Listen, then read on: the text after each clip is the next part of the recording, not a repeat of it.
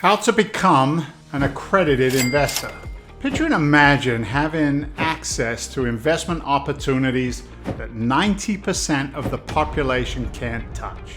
Picture yourself rubbing shoulders with the financial elite, getting into deals on the ground floor that most people only read about in the newspapers. This isn't a fantasy, it's the reality for accredited investors. And today, we'll show you how to become one. But first, let's start with the basics. What exactly is an accredited investor? Simply put, it's an individual or entity that's allowed to participate in certain investment opportunities that are not available to the general public. We're talking about private equity deals that can yield astronomical returns, early stage startup investments that could turn into the next unicorn, exclusive real estate syndications with the potential for massive cash flow, hedge funds that use sophisticated strategies to beat the market. But these opportunities aren't just about potentially higher returns, they're about diversification, about getting into and on deals before they hit the mainstream, about having a level of control over your investments that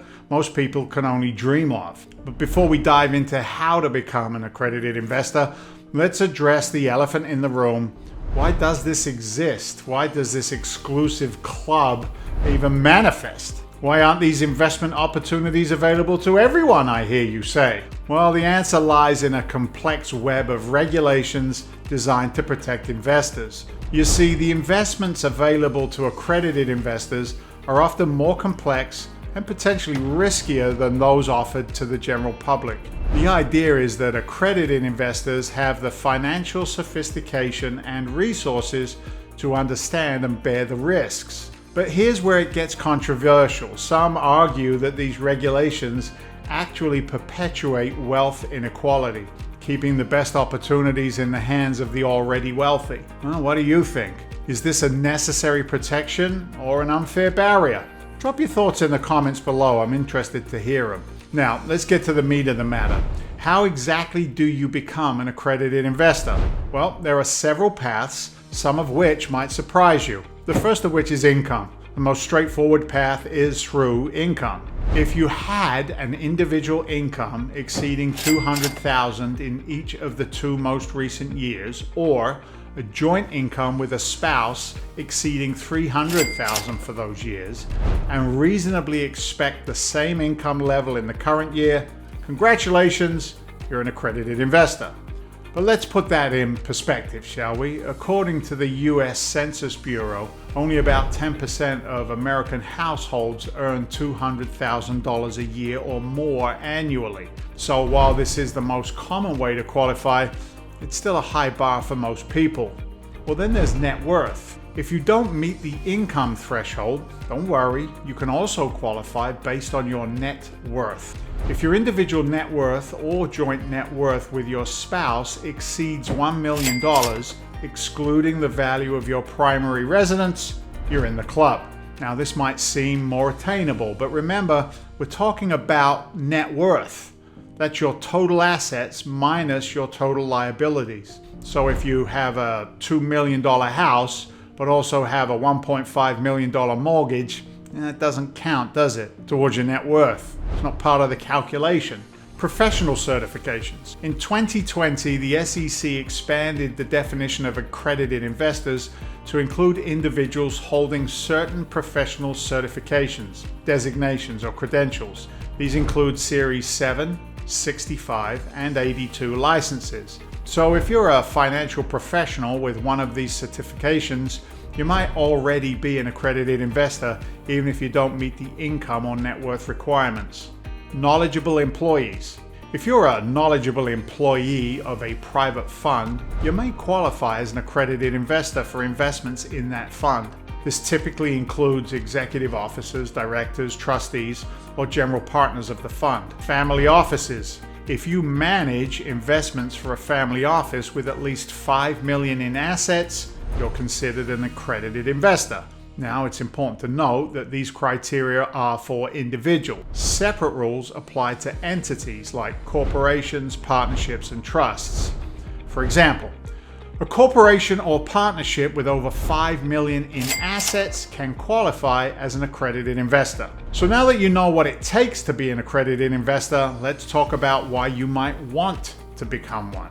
What doors does it open to you? What status does it create? Access to private equity company investments. One of the biggest advantages is the ability to invest in private companies. This includes startups and companies that haven't gone public yet. Think about being able to invest in the next big tech company before it hits the stock market. Of course, these investments come with high risk, but also the potential for high rewards. Hedge funds and private equity. Accredited investors can participate in hedge funds and private equity funds. These funds they're sophisticated. They use sophisticated strategies that aren't available to retail investors and could potentially offer higher returns or better diversifications. Real estate syndications. Many large-scale real estate investments are only open to accredited investors. These deals can offer attractive returns and tax benefits that aren't available through publicly traded REITs or real estate investment trusts. Crowdfunding opportunities. Now, while some crowdfunding platforms are open to all investors, the most potentially lucrative deals are often reserved for accredited investors. Venture capital. If you've ever wanted to be a venture capitalist, backing the next big startup, being an accredited investor is your ticket in. But what if you don't meet these criteria? How can you become an accredited investor? Well, first, it's important to understand that there's no formal process or certification to become an accredited investor. You don't get a special card or a certificate. Instead, when you want to participate in an investment limited to accredited investors, the company offering the investment will ask you to verify your status. So how can you work towards meeting these criteria? Here are some strategies. Number one, increase your income. Easier said than done, right? But if you're close to the income threshold, consider ways to boost your earnings. This might mean asking for a raise, starting a side business, or changing to a higher paying career. Build your net worth. Focus on saving and investing to build your net worth. This could involve maximizing contributions to retirement accounts, investing in the stock market, or building equity in real estate. Pursue relevant professional certifications. Now, if you're in the financial industry or interested in transitioning to it, consider pursuing one of the professional certifications that can qualify you as an accredited investor. Partner up. Remember, joint income with a spouse can help you reach the threshold. If you're married or in a long-term partnership, consider how you can work together to reach accredited investor status. Be patient. Not easy, right? Building wealth takes time. Set financial clear goals and work steadily towards them. Even if you don't reach accredited investor status immediately, the journey of building your wealth will put you in a stronger financial position.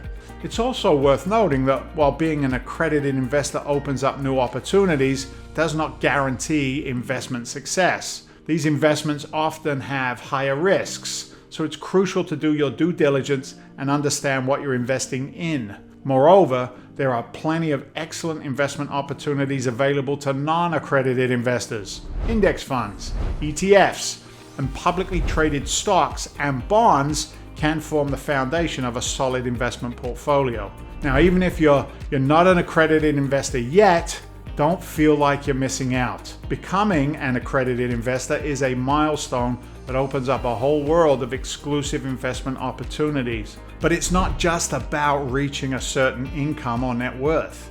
It's about developing the financial sophistication to navigate complex investments and manage risk effectively.